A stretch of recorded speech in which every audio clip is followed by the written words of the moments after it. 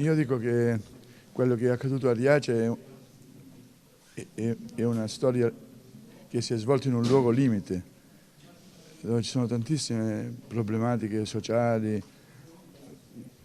soprattutto la presenza e il condizionamento delle mafie, declino demografico, l'assegnazione. L'accoglienza è stata un alleato per risolvere questi problemi.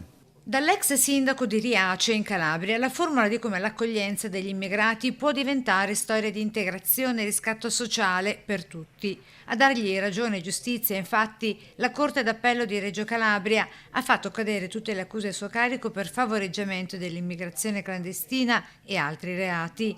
È lo stesso Lucano a ricordarlo da Mestre e non a caso, visto che proprio da qui comincia il suo cammino come capolista di Alleanza Verdi Sinistra per le europee di giugno, anche come candidato in Veneto nella circoscrizione nord-est. Io istintivamente da sindaco e senza nessun pregiudizio ho seguito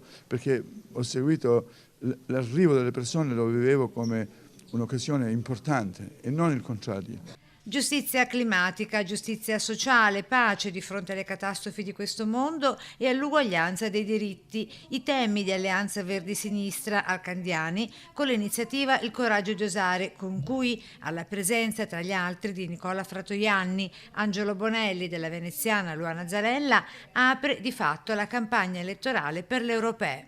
Non voglio trascurare il problema dell'occupazione dei giovani. Noi in Italia abbiamo tantissimi giovani che emigrano, ma non soltanto temporaneamente per questioni di studio e formazione, ma anche proprio per poi stabilirsi lì.